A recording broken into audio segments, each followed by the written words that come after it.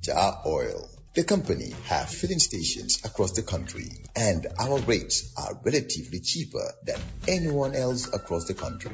Jar Oil is the biggest producer and distributor of cement in the country with the most competitive prices in the market.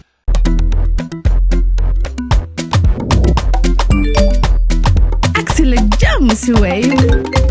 Yo, apply. Yo, luta do dede. Luta mo nulo jel mo to nga andil mahalis. Hello? Bissel mo fine. What? Bissel mo fine. Oh, yes! Wave Axina Gambia. Deposit and withdraw money, pay bills and buy mobile credit without fees. Transfer money wherever in the country for only 1% fee. At Wave. Bissel mo fine? Wave. Your money is yours.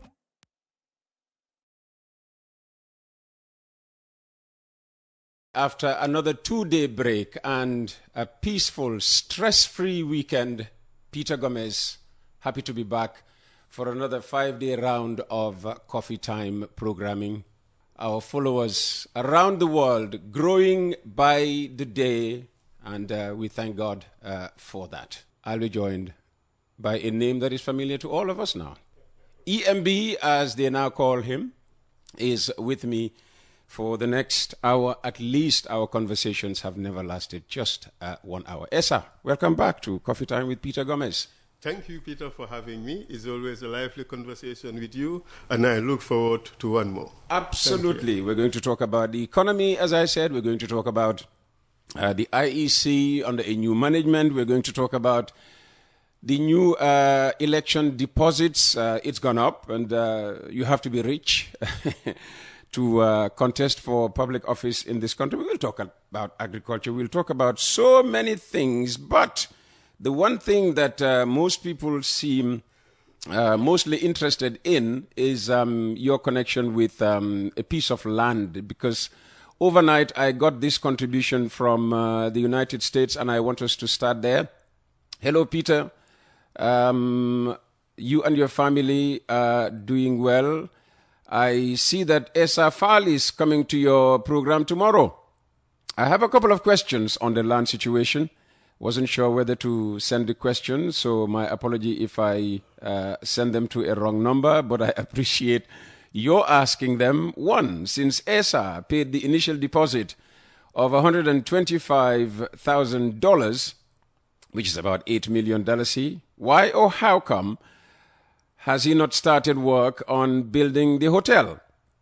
Two, how did the Tourism Development Board determine the initial deposit cost of 5%? What's the total cost of investment?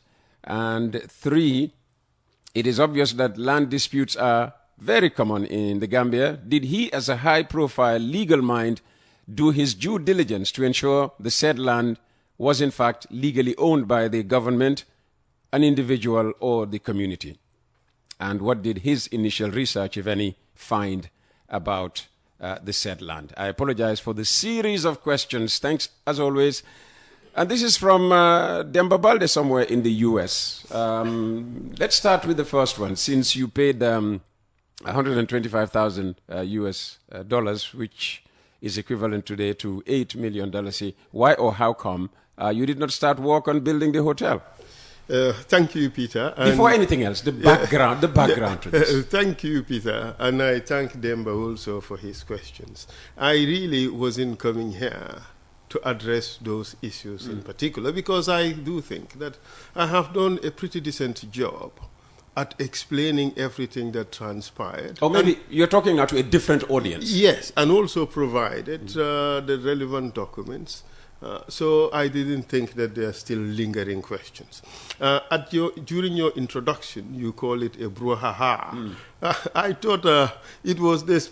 It's more about much ado about nothing. Yeah.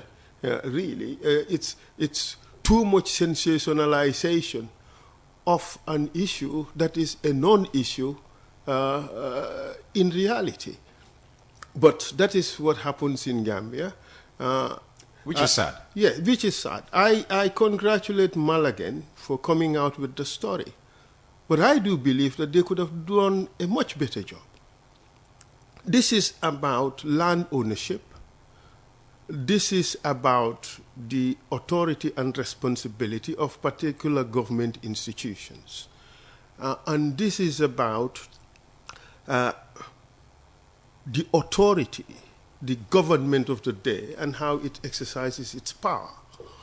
That is what this is about. And I would have thought that they would have done the necessary investigation around the legal framework that impacts all these issues. But unfortunately, they did not.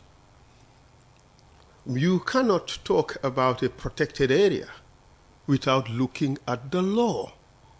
It is not the steps that are taken on the ground that establish a protected area. A protected area is established by law. It is a law-making exercise that the state has utilized its power and has done all the necessary consultation and has taken all the necessary steps and has passed a decree. It's an order to protect an area. So it is signed by the minister responsible. It is also gazetted as law. But the only gazette that came out was the one that I produced, the 1993 Gazette. We have to be honest in this country. Public officials have a responsibility to the people to tell them the truth and the absolute truth no matter what. That must be our guiding principle. We cannot fall below that. So if you have public officers who would not tell the truth on the record, I would avoid using lying, Peter, because I've been admonished many times. It's okay. We accept lying. But if public officers do not put the truth on the record, then we have a problem as a society. In this particular instance, Department of Parks and Wildlife wanted to extend the park. They wanted to expand it because it was created in 1993 by the Jawara government, and there was a lot of cheering from the international community. Gambia is now leading the forefront in environmental conservation. So they wanted to expand in 1995, and they started the process. They did everything on the ground to expand it, including putting in place the pegs and the coordinates and drawing plans and all that. It was all surveyed by physical planning. But they did not pass the law. Oh. They did not pass the law in 1995. Why, I do not know. For this guy, they were asking whether I have done my due diligence. Yes, I have. I have looked at the law. The law is, it's only me who produced it so far. It's Legal Notice number 15 of 1993, the Wildlife Conservation Act. So, they did not pass a new legal notice. They did not pass a new order, even though they have done everything physically on the ground. So a lot of people in the Department of Parks and Wildlife, as far as they're concerned, the process is done, completed, kaput.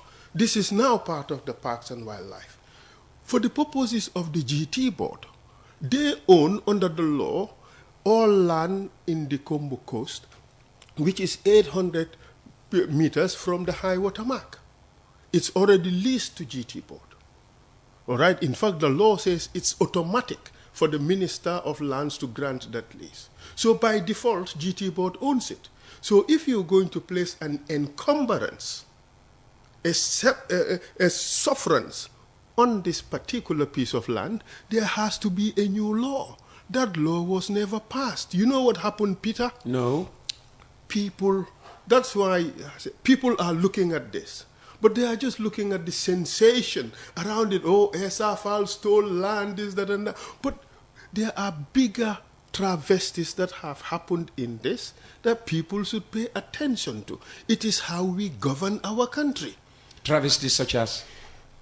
Here you are.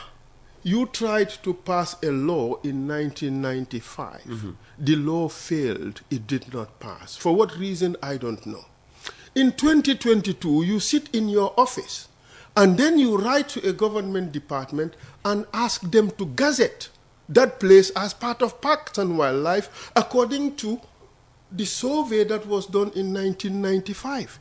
Isn't that a terrible disaster? That is an administrative faux pas. It is dishonesty at the highest level.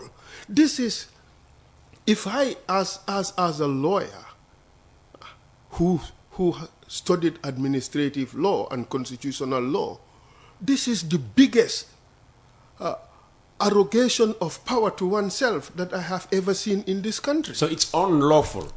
Absolutely unlawful. Because the thing is, the power to designate a particular area as protected is a power that is given to the minister at the time. So by asking that, gazette this place as part of Parks and Wildlife, you are in fact saying that a minister has signed an order. That was not true. How can you now breathe new life into a law that died in 1995? You want to breathe new life into it in 2022. How can that happen? It's either a gross misunderstanding of how law functions or how government functions for one to do that. It's just like Dawda Jallo today sitting in his office. The Attorney General and Minister of Justice. Yes, and then he just writes a letter to the Clerk of Parliament and say, you know, in 2020 we tried to pass a constitution, but for one reason or another it failed. Now, me as Attorney General, am directing you to gazette that document as the Constitution of the Gambia. Wouldn't that be madness? That would be insane. It's tantamount to even treason, because it is usurping the constitutional order. But people, are they thinking? Really, when I said this, nobody picked it up. But this is the crux of the matter. I have the letter. You sit in your office 27 years later, and then you say, gazette this place according to what we tried to do in 1995. My friend, that is terrible. That is, you are leading our government into dangerous errors. That is not how our government is supposed to operate. Okay, so instead of calling the person to task, saying, who gave you this authority? Who gave you this power? They're busy attacking Essa Faal for doing nothing. I had somebody in the government claiming to be very senior, even though publicly we see the person, performs crazy functions, running behind motorcades and stuff like that, attack me to say Essa Faal stole our land. He stole the land from the Brufut people. My friend, if you were in your slumber and you didn't realize what was happening, it was the government that you serve that gave me that land. In fact, they did not give it to me. They promised that they would give it to me. So if I stole that land, it is your masters who stole it for me and gave it to me and took it back. If there is any thief in this business, my friend, it is the master that you serve, not me. I don't have anything. The Wolof Saba saying, "Ñetta xamuñ way ñaar xam nañ." Ñetta xamuñ way ñaar am nañ. But harama just tontu waji pour wax ndefi due diligence. Yes, I did due diligence. Land bi, if you follow the law stricto sensu, GT board ñoko mom. The commission made an error by giving the land back to Parks and Wildlife, because they were misled. Just like physical planning was being misled, they were misled. So they gave that. But the thing is, the government, I think, I am one of the main critics of this government, but where they do right, we have to be honest and decent to say, yes, they have done right. Where did they do right?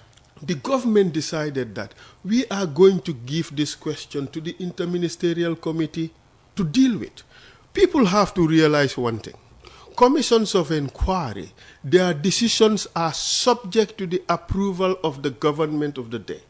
And that is why the government would issue a white paper stating their position on the recommendations and decisions. We agree with this, yes. We don't agree with this, we do that. That is the law of the land. And the government decided to give this matter to the Interministerial Committee. So for all intents and purposes, it is no longer about who owns it and who does not own it, because this is one government which owns the land. So it is that government that can decide how to deal with it. So you see, there is so much noise and sensationalism by people who have no clue what the law is on this particular matter. We have a lot of armchair lawyers who sit there and say all these things. They don't have a clue, really. With all due respect to conservationists, and we all must be interested in protecting the environment, but we're doing it the wrong way. But let me just say a few things about that particular location. The place has been so badly desecrated, it's no longer a suitable habitat for birds. All right? When I was given the provisional allocation, there were 2 beach bars there. Now there are about 5. And not wooden buildings. These are solid concrete and brick buildings. Some even serve as 2-3 bedroom hotels. So it's no longer, it's not like the bird reserve that you have at the police junction and beyond. No, this place is completely desecrated. Some places do not even have any shrubs or trees. Oh, really? Yes, because it's completely cut off. And the thing is, you cannot have a gas station within a bird reserve. That's there too? That's there too. You cannot have factories there. You cannot have the fish landings and processing site there. And with all these beach bars. And apparently there was no noise over the erection of those facilities. And that is the biggest problem, because this is about money. The Parks and Wildlife entered into MOUs with those beach bar operators, which is illegal, because they don't own it. And where does the money go to? The money that they pay, where does it go to? So these are the things that people should ask. And the thing is, if you say, well, Essa is grabbing land, he cannot build a hotel here, but how about the beach bars? Those are operating almost like hotels in that same location. So, but also the law of the Gambia allows hotels to be built within the bird sanctuary. The current bird sanctuary we're talking about, there is a hotel there. But people don't know it, because this is absolutely normal. Senegambia Hotel, when it was being built, government entered into an arrangement with the owners that, okay, there are birds that come here, so you make an arrangement whereby you would be feeding the birds. And that arrangement still subsists. Yes. So all this noise and sensationalization, it's just because Essa Faal name is on the list of people who was given a provisional approval.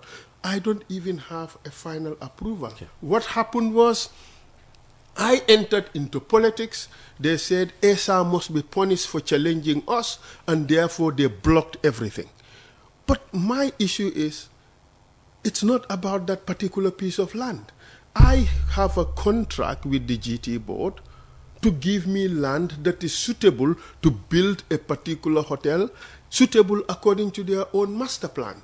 So I do not care whether it is that place or some other place.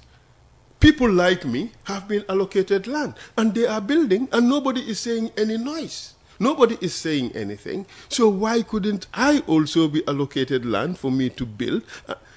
But, you see, people who are against me would try to find something to stain me. But they cannot stain me with this. It is the government who owes me. I don't owe them anything. Okay. The question you have not answered is, how did the Tourism Development Board determine the initial deposit cost of 5%? Look, the GT board looks at your project. It is assessed in terms of how much it will cost to build this, and they charge you 5% of that. Yeah. And to be quite... A follow-up question is, what's the total cost of investment in this case? But it really doesn't matter. That is That is an unimportant question, with all due respect to this person. The important thing is I gave them a project that is in accordance with their master plan. They approve it, they have technical evaluation, and they say, pay this much. And I paid. That's the important thing here. But GT board cannot be faulted here. And I must say that they did a good job. They did a good job. But what happens in this country is Gambians come here and invest in their country, and they put all sorts of blocks in their way. People in the diaspora would tell you horrifying stories about what happens here. Gambia is the place where the dreams of the Gambians in the diaspora come to die. You have a plan in Europe or in America, you gather your money, you come to this country and you start. They kill it for you, because who are you to come from the diaspora to dare to do something like this in Gambia? If you don't bribe your way, in a lot of instances, they kill your project or they snatch it away from you. A friend of mine started bringing basalt from Cape Verde. They killed it for him, usurped that business. Even the captain of the ship, even the place he used as his depot, and everything was taken away from him because he dared to dream that he could make it in Gambia. This is just one story, and there are many more. So I am not an exception. And just one question from me to close this chapter, and then go into other issues. Do you think if you had bribed your way through, as non-Gambians would have, in your view, well, that you would have had your land and you would have been fine in construction? If I didn't go into politics, I probably would be fine. If I had bribed my way, probably I'd be fine. But I have to say, I don't lie for my own benefit, so I wouldn't lie for any other person. President Barrow never asked me. I said never. It's not him that people pay bribes to. Well, he never asked me a single butut. Hamad Ba never asked me for a single butut, even though he told me a lot of things that turned out not to be true. If I would call him, Mr. Ba, what's happening with my allocation? Don't worry, Mr. Faal. President say, Mr. Faal's land, it must be given to him. We should not ensure that politics get into this. And I said, so when will it happen? Give me just 2 months. 2 months you will get your permit. I wait 3 months later. I call him. Hey, Mr. Faal, you give me a chance. You know, the president is insisting you must get your land because this is Gambia's development. There should be no politics. Then nothing. And one of the ministers would tell me, let him tell you the truth. I said, but what is the truth? He says, let him tell you the truth. The fact of the matter is the government's been playing games. They've been playing politics about this. But this is not about me, because they want to maintain that narrative that Essa Faal did not invest in Gambia. That's the narrative they want to. Why didn't you confront Hamad Ba when he was, kicking the can down the road, if you like, every time you had him on the phone? But there is only so little that you can do. And I am a respecter of persons. So I'll speak to you respectfully. And he will say things that should convince anybody. But I know deep down my heart that what he's telling me is probably not true. But I said to myself, look, I have to be patient here. I cannot be seen to be making... You recall, Peter, I was sitting here. I said, something is happening between me and the government. The day I bring it out, it would be a bombshell. But this is exactly what I was referring to. Because they are playing politics with investments in this country. I mean, if I would have built this thing, it's Gambians who were going to be building it. They'll benefit. Gambians working there would benefit, and the community around would also benefit. But they have deprived of us all of that. And this is the price of corruption, you see, or maladministration. This is the price that we pay. Look at what we have lost. Even if that investment was just $1 million, we have lost that $1 million with all the trickle-down effect that it could generate. So you've paid $8 million to government. Have you got your money back? Well, in today's money, it's $10 million. Oh, it's $10 million. Have you got it back? No. Oh.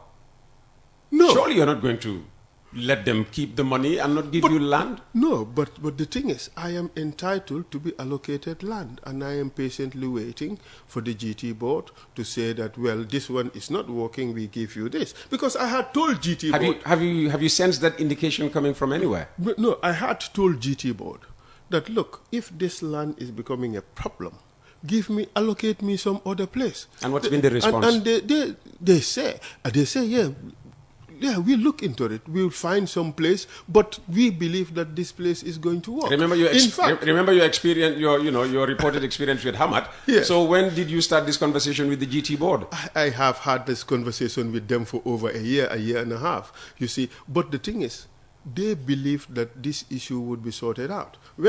Look, it's just government playing a game. Just imagine, Peter. I said this to Fatou Toure. If two departments... Of Kirfatu, yes. If two departments within your organization are fighting and you don't solve it for 5 years, you are a very poor manager.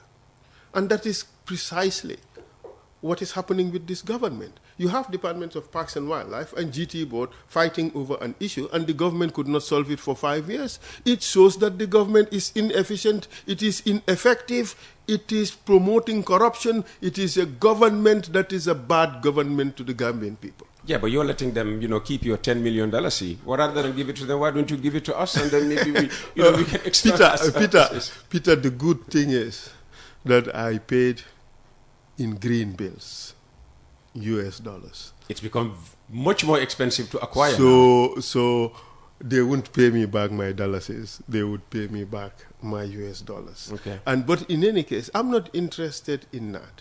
I am interested in investing in something that will benefit the Gambian people. Yeah, but they're not giving it. But this government is also going to change, and I do trust. We'll come to that later on. I also do trust that, Peter, that Gambian people have shamed the government.